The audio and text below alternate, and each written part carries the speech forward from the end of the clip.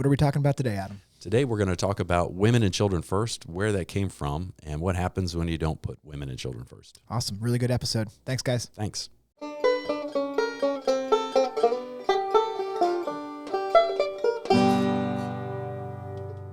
Welcome back, everybody. Hope you enjoyed last week's episode of Mishmash Men, where we discussed satire and three of my favorites, at least for comparison to what we could be seeing. With me, as always, is my partner in crime, Mr. Dusty Labar. Hello, everybody, and good morning. Yeah, good morning. Good morning to you. Good morning. We're recording at a time that we normally don't, and we'll just see how that works out. It's a function of my my schedule right now as we're making it work. So that's right. Yeah. Because our listeners are important. Yes, correct. And we have plenty to say today. Yep. So without further ado, we're going to talk about women and children first. So do you know where that comes from? I had obviously heard the term multiple times. It's it's pretty prevalent in our society. That's like that sentiment. And obviously from watching like the movie Titanic, that was the thing. But you had mentioned it to me briefly, but I did not know where it came from. I just thought it was a thing that we always inherently knew as a species, that we were just like, this is the way we do things. But right. I was incorrect, I think. Well, no, you were that was a product of an earlier similar incident, and that's what we're going to talk about today. The HMS Birkenhead, and that was where that was first, in a very profound and very distinct manner, where women and children first was exhibited and used as an example. So we're going to talk about that today, the HMS Birkenhead, and we're going to compare it towards the end to another episode that was pretty much the opposite of women and children first. So the HMS Birkenhead, it was a British, it was laid in, when they build a ship, they laid in the town or near the town of Birkenhead over in the UK. And it was built in 1845, built as a frigate, but was never used as a frigate, used as a troop ship. Excuse me. So it was one of those odd ships where, steam was becoming a thing. So they had two, 500 horsepower steam engines powering giant paddles. Yep. And then they also had sails, a couple of sails. Oh. And so it was like an either or maybe both. So it had a steam engine and sails. Two steam engines, two sail posts, poles. Not a boat guy. I'm also not a boat guy. But I know bow, stern, port, starboard. When you just said 500 horsepower, I was like, that didn't feel like a lot to push a huge ship. It's, today's standards, it's not a whole lot, but when you're talking steam, it was pretty powerful. Pretty good, yeah. Not very efficient. Yeah. Quick sidebar, read a biography on the guy that invented the diesel engine. Yep. You would enjoy it. Well, actually, I didn't read it. Audiobook listened to it. Is it Johann Diesel? Rudolf. Oh. Rudolf Diesel. Diesel's a pretty German name. I assumed it was a guy's name. Yep. And it's actually, should always be capitalized. Diesel should always be, so like diesel. Because it's named after diesel. That's fair. Yeah. That's petroleum, named after Bill Petroleum? Sam. Sam Petroleum. Sam. My bad. You see, you learn something new every day. Yeah. Related to that, he designed it to burn like vegetable and seed oil. I've heard multiple people you can get a kit and convert your diesel engine to go to restaurants and be like, hey, give me your leftover oil and I'll use it in my car. Right. Big Gas doesn't like that. No, big petroleum. Big petroleum. Old Sam Petroleum would he would not like that. He'd roll over in his grave. He would. Maybe we'll talk about that episode or that history, that little bit of history in the future. It's very interesting. Okay. So their final voyage was 1852. So here's the deal: they're going to set off from wherever in England, and they had a quick stop over in Ireland to pick up more troops, and they're going to haul these troops down, about 10 regiments worth. Troops from 10 different regiments, plus some officers' wives and their families, their children and stuff. And they're going to go to South Africa. And they set sail out of there, and they steam down, and they're just kind of hugging the coast. Yeah. especially once they hit Africa. They're just like within 3 miles of the coast. Mm-hmm. And they are tooling along. They stop in Cape Town, pick up some more troops, and now they're going to set off and they're going to go to Algoa Bay in South Africa. Okay. And these troops are going to be let off there. They're going to go fill the lines, fill the ranks of existing troops that are there. About 640 men, women, and children. 640.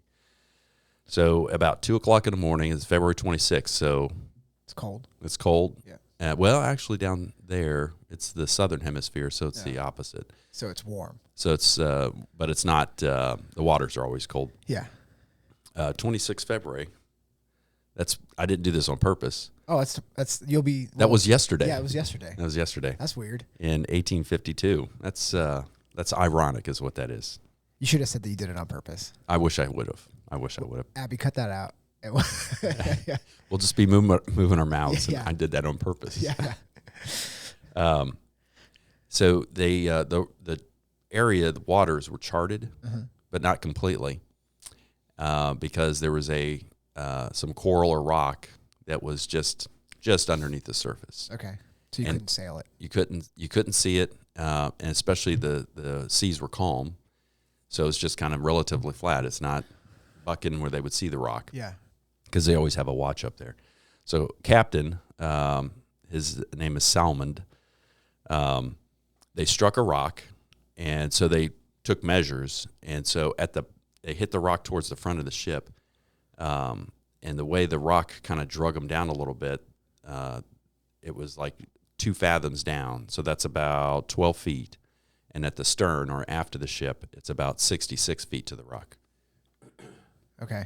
So the captain ordered, and the boat's kind of like bow down, stern up. Yeah. He ordered the boats to be dropped. The lifeboats. Yeah, lifeboats. And they start trying to load up people, and then he orders the boat, hey, let's reverse course, let's Back up. But what he did, he just gashed a bigger hole, and water's now really filling in. Yeah. Crushed a number of bulkheads. The front's flooding. Yeah. And so about 100 men died that were trapped down there because they were in their berths at night, and then the engine room flooded, so now the engines are dying. Yeah. So then they know they're sinking. Yeah. People are kind of gathering towards the rear of the boat, and they want to kind of try to push the boat down with that weight of those folks. And the military folks that are there. So it's mostly military, a lot of women and children. And the guy that was in charge, or he was like the senior officer, Lieutenant Colonel Seaton, great guy, because he saved a lot of folks that day. He assigned some men to help work with pumps to try to pump some of the water out just to stave it off. They know they're not going to save the boat. Yeah. They know it's going to sink, but just to slow it down a little bit. Yeah, I got you. Yeah. And then what he did was he stressed the necessity to maintain order, discipline. And then there's a survivor that said, so like he's telling his men, and then he's got his officers that work for him. They're maintaining order and discipline. And he said, this survivor said, almost everyone kept silent. Indeed, nothing more was heard but the kicking of horses and the orders of Salmon, the captain, all given in a clear, firm voice. They have horses on the boat? Yeah, because, it's late 1800s, so, yeah. It's like taking cars. Yeah. Gotcha. So they're cutting the horses loose so they can jump overboard. The horses jumped overboard? Yeah, they try to get as much off as possible. But would the horses jump overboard? I feel like they would resist jumping overboard. I don't know if they push them off. I don't know if they get them to the edge. I don't know if they put a bag over their head. I'm not sure, but that's terrifying. They don't want them to be stuck on a boat. Yeah, I understand that part. Yeah. But I just feel like, come on, horse, come on. It's probably a melee. Horses can swim, right? Yes. Pretty good? I assume so. Did any horses survive? I didn't get a roster okay. of that. I don't know why I would ask. I was all of a sudden, I was like, how many horses? Like I was hoping you were going to be like, actually all of them swam back to shore. Everyone's totally fine. Everybody made it. Yeah. The end. Yeah. And moving on. So now they have these men that are the officer in charge, Lieutenant Colonel Seaton, has his men just standing fast. And about 10 minutes after the initial strike, engines are now they're turning, and they're trying to pull away. Yeah. But they struck the rock again because it's calm, but it's not that calm. Yeah. It is the Atlantic Ocean. So now the boat is breaking in two, which is not uncommon. So it breaks in two. The masts are coming down. Yep. And the captain observes all this, and he says, all those who can swim, jump overboard and go for the lifeboats. Yeah. So he's basically saying abandon ship. Yeah. But Lieutenant Colonel recognized that they don't have enough lifeboats in the water. One, they didn't have enough lifeboats, but then the ones in certain places they couldn't get down because they were too high up. Okay. So they couldn't just drop them. So he recognized that the men rushing, if everyone's rushing towards the lifeboats, they don't have enough lifeboats for everybody, then the women and children are not going to survive. Yeah. So he ordered the men to stand fast. So literally, he's got these men standing in formation while this boat is sinking. And they know what's happening. Yeah. Cold waters, they're about 2 miles from the coast. Yeah. In the Atlantic Ocean, and shark-infested waters. Oh, my goodness. There are several breeds of sharks that are known to be in this area. And they know that, this is not a good situation. Yeah, sure. So now they're standing fast in formation. All but 3 of the men stood fast. Like 3 of them just... 3 of them were like, screw it, I'm going for those. Gotcha. I'm going to just go ahead and label them cowards. Okay, you can say cowards. It's fine. That's it, and I think you're in agreement with that. Yeah. Some of this might seem antiquated to some folks, but we hope not.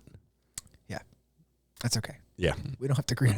We don't have to agree with everybody on everything. No. Yeah, because we're going to hear another instance here shortly.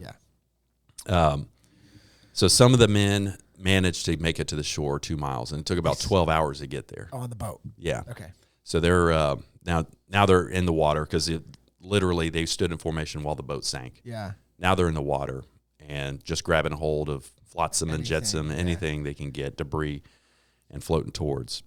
So did it land on the rock? I guess is there anything too when a boat sinks? It has a suction and pulls you down, but they were on rocks, so it didn't do that. Is that what? I'm sure that some got sucked down because there's got to be some kind of pulling down force. There's a void that gets created once that boat goes down. Yeah. I know.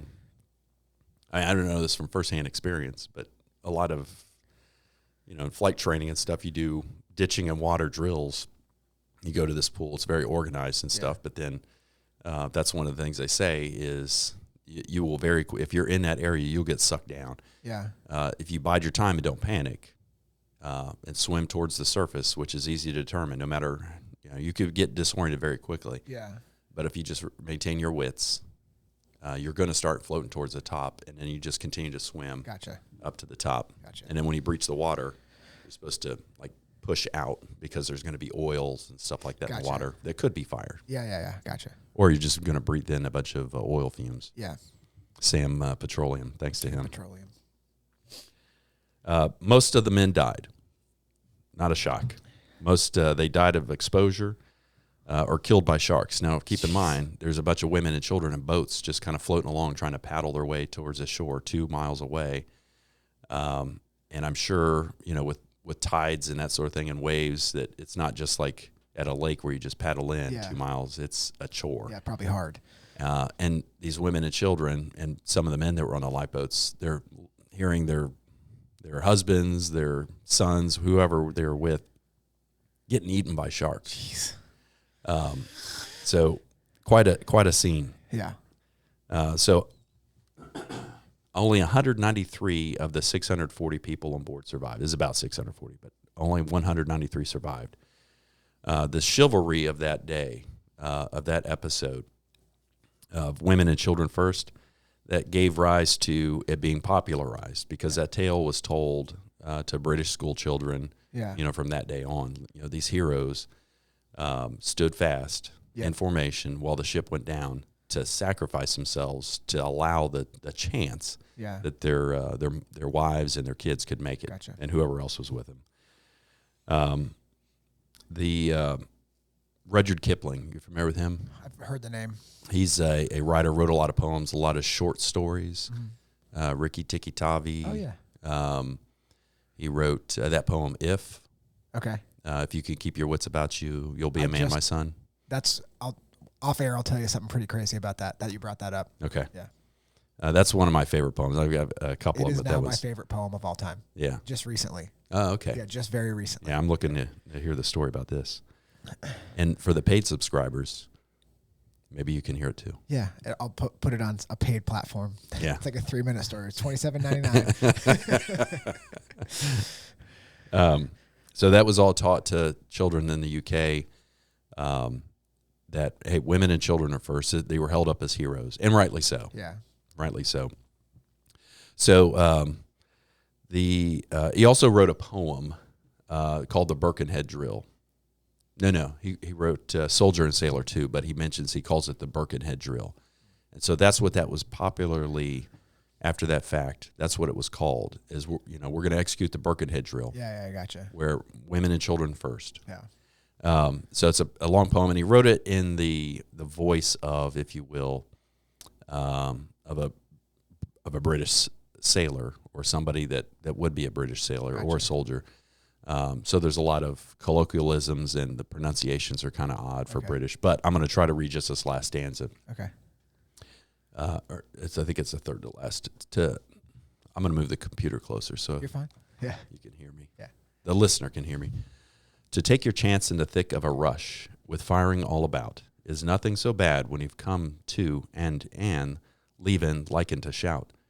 Beat to stand and be still to the Birkenhead drill is a damn tough bullet to chew. And they done it, the jollies, or Majesty's jollies, soldier and sailor too. Their work was done when it hadn't begun. They was younger than me and you. Their choice it was plain between drowning and leaps in being mopped by the screw. So they stood and was still to the Birkenhead drill, soldier and sailor too. So he wrote this, that poem, taught to everybody. That was like the thing. Yeah. And then that leads us to the Titanic. Yes. So the Titanic was everybody knew about the Birkenhead drill. If you were Brit anyway, probably U.S. too, to some extent. Sure. Because of the relationship and who had colonized the U.S. Largely up to that point. Mm-hmm. And so it was the same drill. Now, when most people that listen to this might think of the Titanic, they might think of what they watched on James Cameron's movie, which was a lot of bogus information, sure. A lot of deriding certain things about some of the crew. They cinematized it. Yeah. And, they made it a movie worth watching. Yeah. But it wasn't a history lesson. It certainly wasn't a documentary. Wow. That ruined it for me. Thanks, Adam. Yeah. I read a good book. There was I don't know if he was a survivor, or it was written shortly after the Titanic. When I say shortly, within a decade. From the reading of it, you could tell he had interviewed many, many, many people, the survivors. And it's, I wouldn't say completely different, but it's largely different when it comes to the attempted evacuation of everybody. Now, that boat sunk very slowly. Yeah. And it was pretty bad at the end. But again, there are many, many things wrong with it. But let's compare some numbers to the Titanic to another boat we're going to talk about shortly. Another boat. So it sunk in 1912. Remember the Birkenhead, 1852, I think I said. Yeah, you said it was the last voyage in 1850 something. Yeah. Yeah. So 1912, so within 60 years, 74% of the women on the Titanic were saved. Okay. So and there was a lot of people on that boat. Yeah, that had over 2,000. Yeah. About 1,500 died. 74% of the women that were on the boat lived. They survived. And about 20% of the men. Yeah. So, which sounds about right, given culturally. Yeah. They're not counting male children as men? No. Probably. So it's women and children are one number. Women and children. And then men. Then, yeah. Now in the research I did, there was a separate number for children. Yeah. But I didn't include that because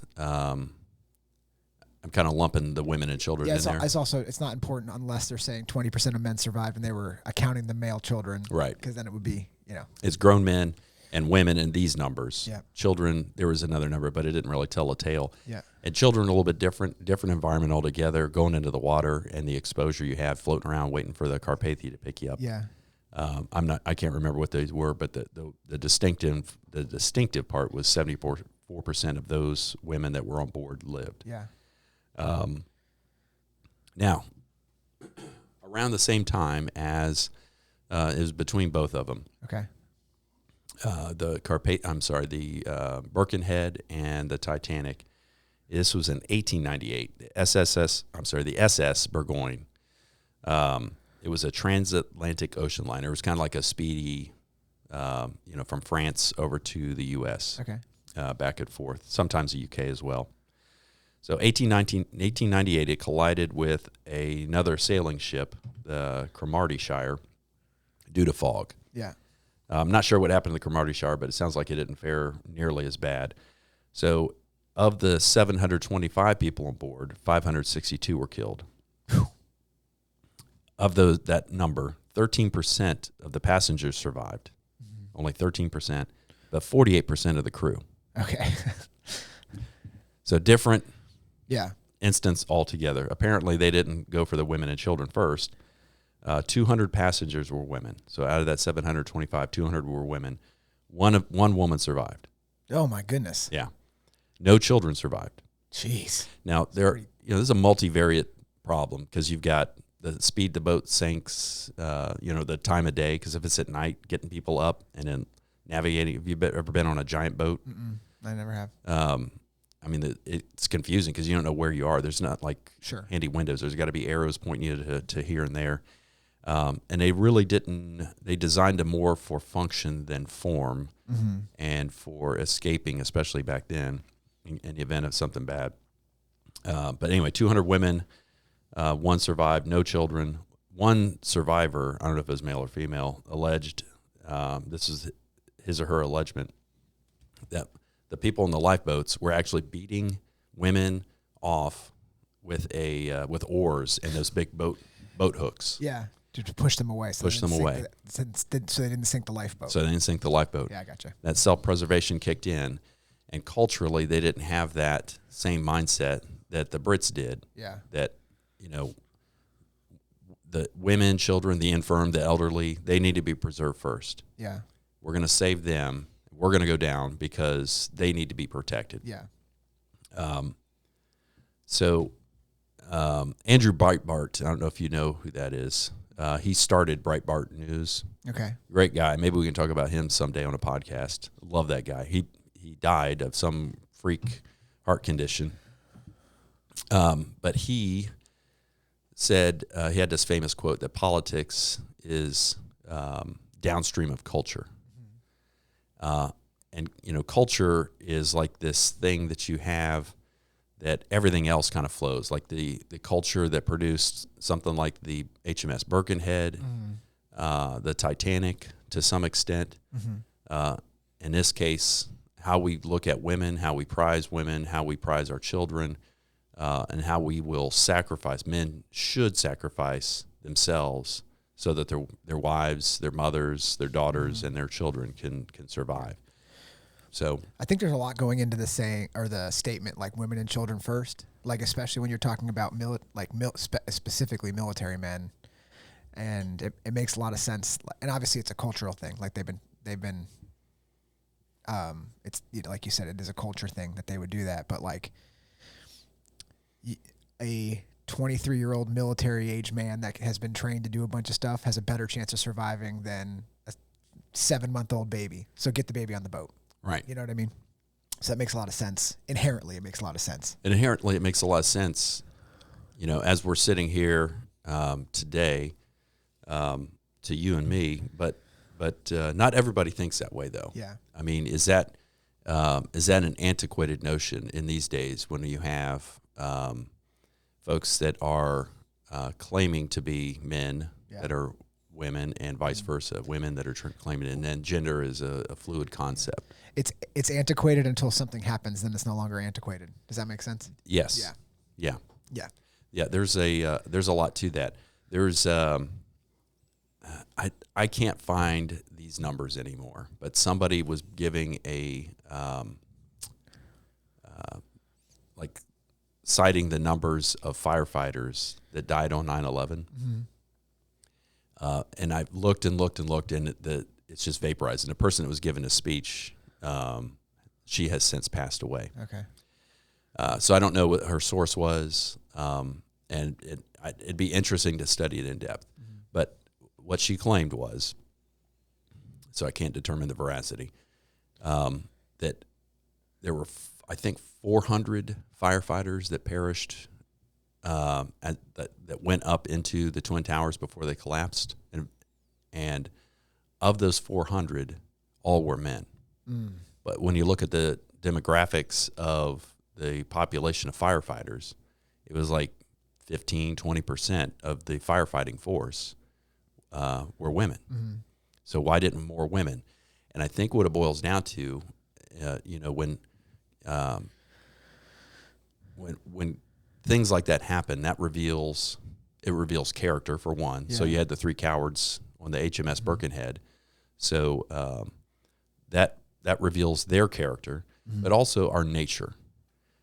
Women tend to nurture and take care of things more, where men are like, hey, there's bullets flying that way, I'm running that way because I'm going to stop it. Right. Generally speaking. Yes.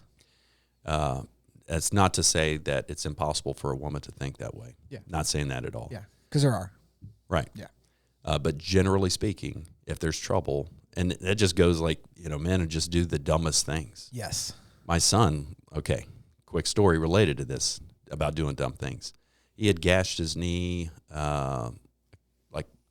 like last week, 8 days ago. And he was climbing rocks with his friend, gashed his knee, had to get stitches. Like, he had 9 stitches in his knee. It looked nasty. Yeah. So I've been having him take it easy. He comes to the gym and like, okay, you just need to take it easy. Let that heal up. Give it time. Don't overextend it or overbend your knee. Yep. And baseball practice started. So, okay, you're going to go baseball practice, but don't be running around. You're not going to slide. You're not going to do this. You're not going to do that. He catches. So just keep that left leg straight while you catch. So we went to a practice last night, 2 hour long, and he caught most of the time. And then now it comes time where there's doing this practice drill, running bases, getting the lead off and then running. I didn't mind him running now because he can run okay, even with the stitches in. Well, he's the first one. He just got his catcher's gear off, and this is pretty much the last thing you're going to do. He runs to third base to be the first one. They're all gathered up behind him. I'm like, Josh, don't slide. You know where this is going. Yes. And as he's running, I'm like, don't slide. He runs. What's he do? Yeah, I can already see it. He not only slides, but he tucks, his habit is he tucks his left leg while he slides and just rip the stitches open. And he gets up and I see him hobbling. I'm like, did you just rip your stitches? And he pulls up and of course it's all opened up. It's just a bloody mess. So we ended up going to Madison emergency room last night. And, well, hey, what happened? And so we tell the tale and, they're looking at me like, yeah, you couldn't stop it. So, but generally speaking, males take more chances. They do silly and stupid things because their risk aversion is less, and they try to push things. Yeah. Yep, that makes sense. Yeah.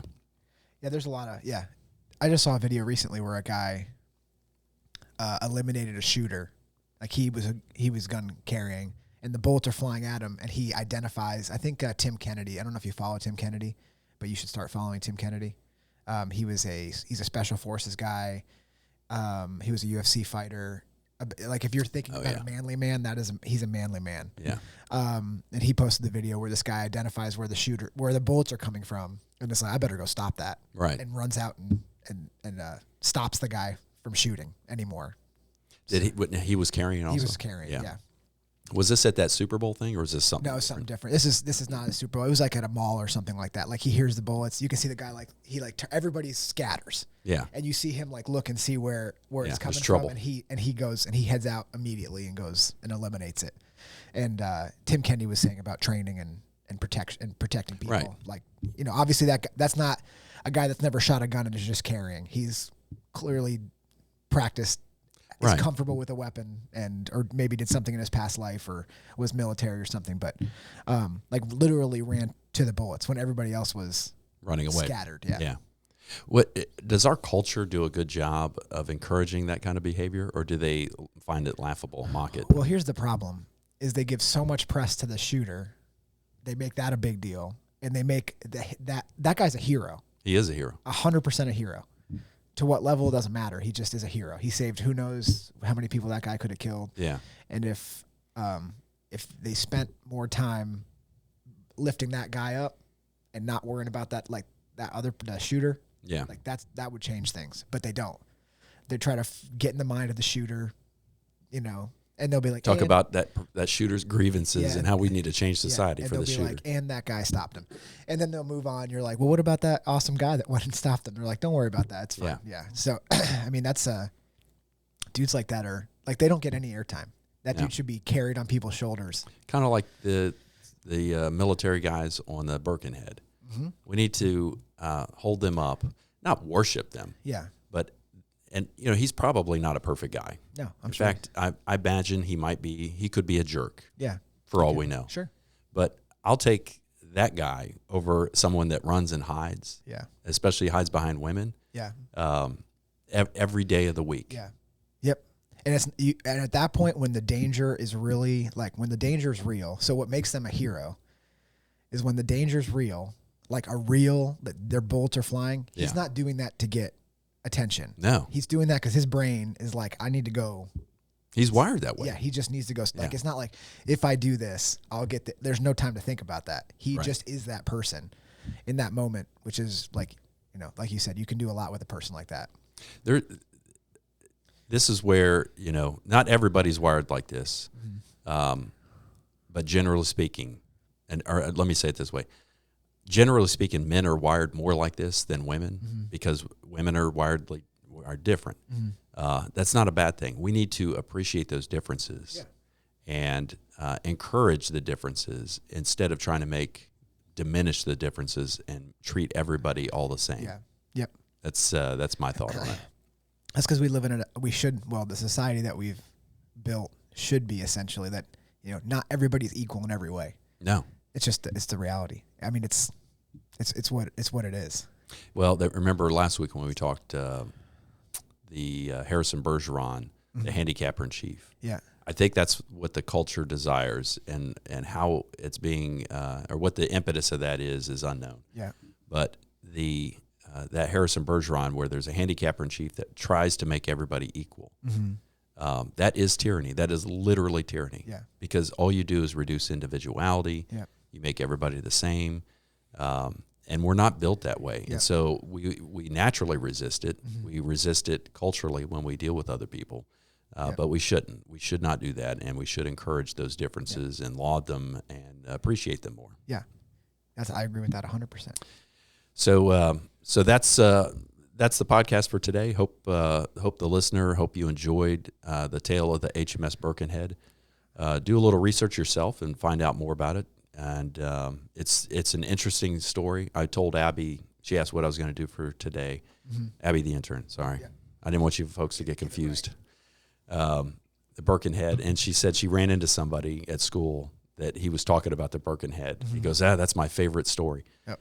And she goes, well, that's my dad's favorite story. He tells it all the time, especially compared to the Burgoyne. Yeah.